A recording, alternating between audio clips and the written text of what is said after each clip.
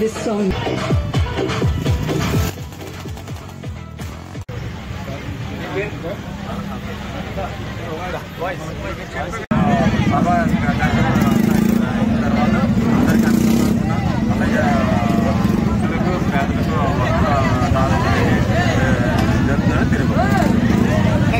తాతారావు గారి ఆధ్వర్యంలో జయంతి ఉత్సవాలు చేస్తున్నందుకు విచ్చేసిన సంగీరా గారు అలాగే జై భీమ్ జై భీమ్ దళితుల ఐక్యత దళితుల ఐక్యత చూడండి సార్ ఓకే సార్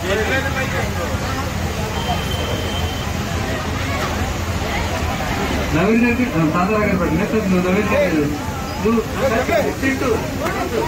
సంతోషిస్తున్నాను. ఆనందంలో మాట్లాడి రావట్లేదు, ఏమనుకోవద్దు. అంటే ఇప్పుడు దళిత వాళ్ళు పుట్టి ఒక నిరుపేద కూలీ తీసుకుంటే అతని కుటుంబంలో పుట్టి ఎంబీబీఎస్ సీట్ సాధించిన అమ్మాయి, ఫ్రీ సీట్ సాధించిన పోతుల కృష్ణశ్రీని ఈ యొక్క కార్యక్రమానికి బుచ్చి చౌదరి గారి ఆధ్వర్యంలో తుమ్మల తాతారావు గారి ఈ యొక్క వేదిక మీద చేస్తున్న సన్మానానికి అర్హులైన ఏదైతే భారత రాజ్యాంగ నిర్మాత బాబాసాహెబ్ అంబేద్కర్ ఏదైతే రిజర్వేషన్ మనకి ఇచ్చారో ఆ రిజర్వేషన్ మీద వచ్చిన మా యొక్క దళిత ఏదైతే బాలిక ఉందో ఆ బాలికి ఈరోజు సన్మానం చేయడం జరుగుతుంది.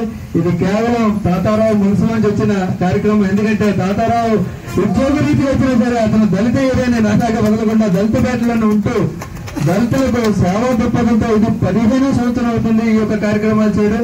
ఈ 15 ఏళ్ళ నుంచి ఇలాగే అన్నదాత కార్యక్రమం, అన్నదానం చేయడం, అలాగే పుట్టినరోజులు, అలాగే సన్మానాలు, అలాగే ప్రతి వారికి పేద ప్రజలకు చేయాలని మరొకసారి జయభూములు తెలుపుతున్నాం.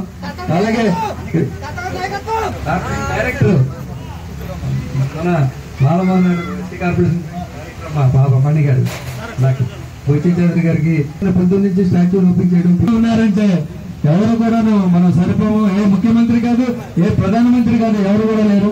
8 సార్లు ఏకగ్రీవంగా ఎన్నికైన ఆయన చేతుల మీదుగా మా యొక్క ఎస్సీ కార్పొరేషన్ డైరెక్టర్ అయిన మణి గారికి అంబేద్కర్ ఆలోచన విధానం, డాక్టర్ అంబేద్కర్ గారి ఆలోచన విధానం పోవాలి పేదరికం, పోవాలి పేదరికం.